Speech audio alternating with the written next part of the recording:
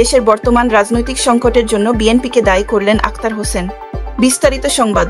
বর্তমানে বাংলাদেশের রাজনৈতিক সংকটের জন্য বিএনপিকে দায়ী করেছেন জাতীয় নাগরিক পার্টির এনসিপি সদস্য সচিব আখতার হোসেন। তিনি বলেছেন, আমরা ৭৫-এর যে ঘটনা প্রবাহ দেখি, মুক্তিযুদ্ধের পর একটি ঘটনা প্রবাহ দেখি।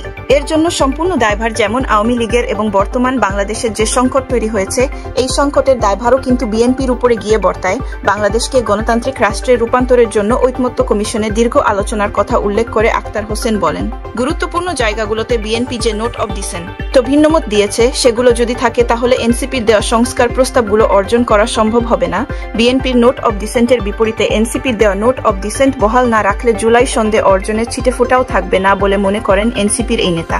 মুক্তিযুদ্ধোত্তর বাংলাদেশের রাষ্ট্র গঠনের ব্যর্থতার অনিবার্য পরিণতি, নভেম্বর ১৯৭৫ শীর্ষক আলোচনা সভায় কথা বলেন আখতার হোসেন।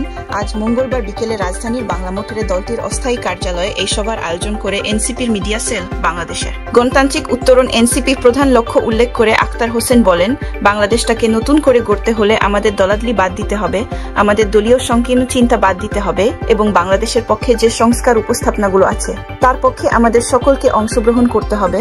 এনসিপির নিবন্ধনের খবরে সবাইকে শুভেচ্ছা জানিয়ে আখতার হোসেন বলেন, জাতীয় নাগরিক পার্টির নিবন্ধন পাবে কি পাবে না, জনগণ জাতীয় নাগরিক পার্টির সঙ্গে আছে কি নাই, সে বিষয় নিয়ে অনেকে অনেক ধরনের কটাক্ষ করেছে, কিন্তু আমরা দিন শেষে দেখিয়ে দিয়েছি যে বাংলাদেশের জনগণ জাতীয় নাগরিক পার্টির সঙ্গে আছে এবং বাংলাদেশের জনগণ জাতীয় নাগরিক পার্টিকে সামনের নির্বাচনে যে সমর্থন ব্যক্ত করবে।